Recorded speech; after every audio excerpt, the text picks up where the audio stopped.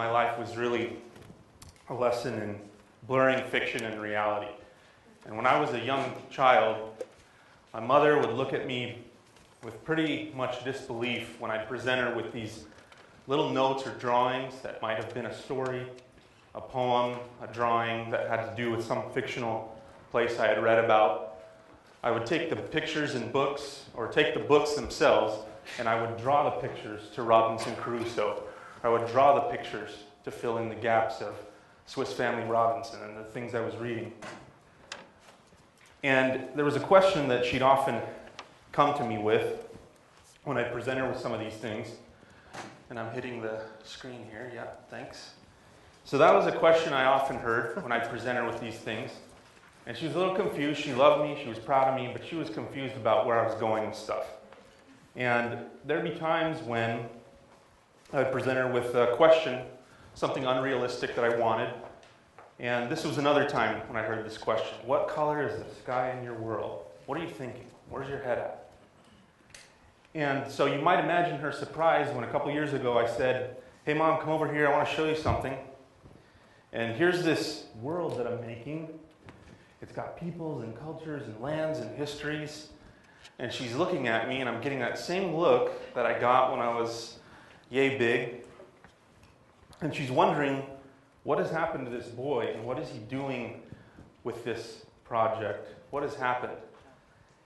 And it was kind of a point in my life when I've started to realize that I'm now living between two worlds, one called reality and earth, something we are all too aware of, and one called Rynaga, which represents fiction.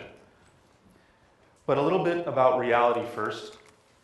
From a young age, we're subject to so many limits in our lives. We want more. We want to be older. We want to be taller. We want money. We know we need candy at some point. We got to find candy. When we get older, then we're concerned about our health, our energy, our time. And it seems like life is a lesson in being as successful as possible within the limits that we're faced with. We're all born equal, but we don't all get the same chances. And some of the great presentations today highlight that fact.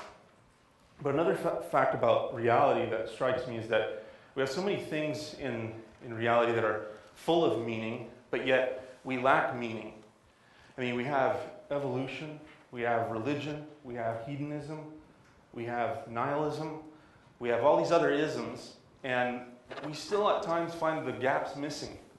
And these things add meaning to our lives, but they also cause division between people. And I think that's part of what inspired me to continue working on this project as I started it. The fact is that reality is really about the life or the world as it exists. And we're all here because we're sharing ideas, trying to do our level best to add to the solutions that we might be able to take advantage of in the future or in our communities.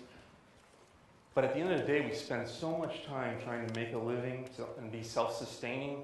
It takes us away from those things that we'd love to support and advocate. And so much of our energy goes into being self-sustaining.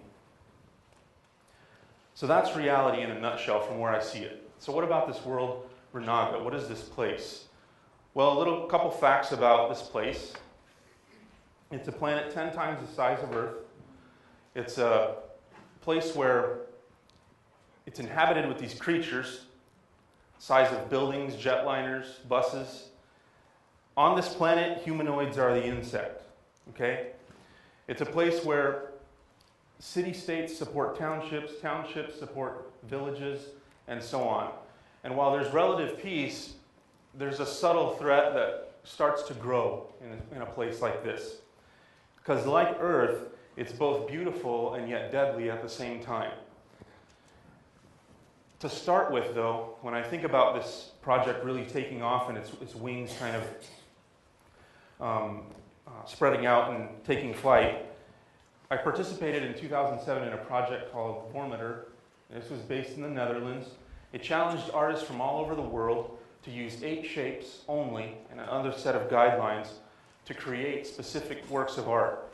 A couple of local artists, Daniel Davis is one, Vonster or Von Glitchka, who some of you may know, participated in this project.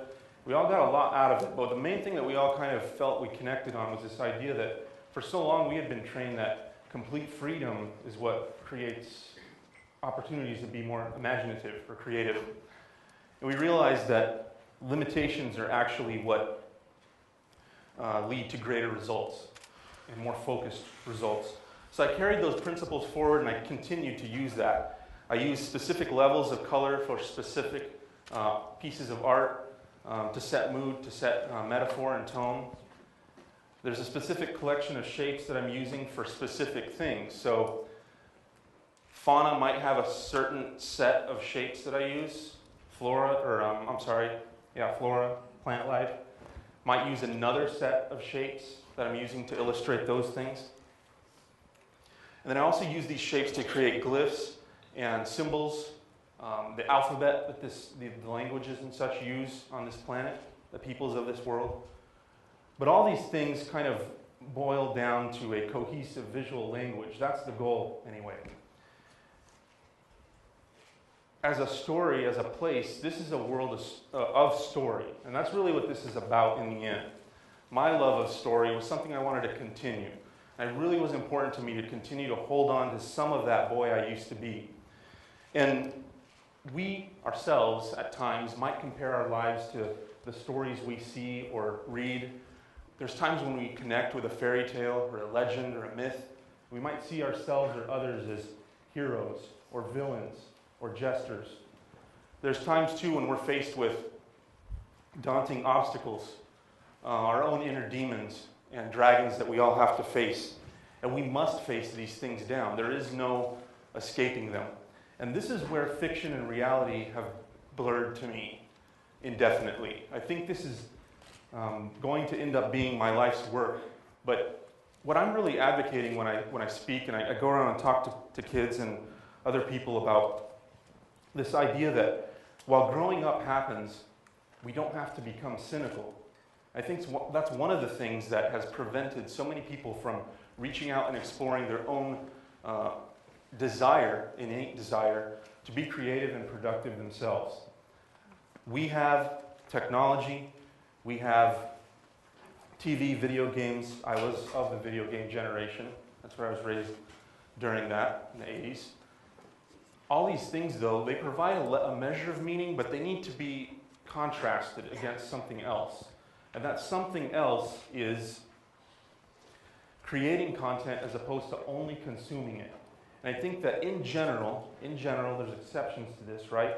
But as a culture, as a society, we need to put the balances back straight with this idea. Right now, we consume so much content. We're plugged in and wired in 24/7, and content is just pouring out of into our heads. What do we spend time making? What is it that we're spending time producing? These things provide a different kind of meaning, and they add meaning to life that other things can't do. We were meant to make as people. That's part of why we exist. But yet, I get really concerned about 12-year-olds and younger who say that they can't draw or they have no imagination. Why is that? Well, there's many theories and there's many ways of approaching that creative problem. But that's why we're here, was to talk about these issues and these problems, these challenges that we're faced with.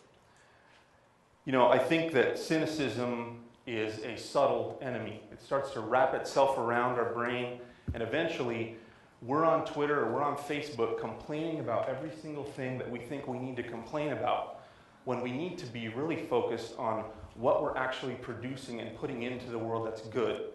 And these are the things that I think add real meaning to our lives.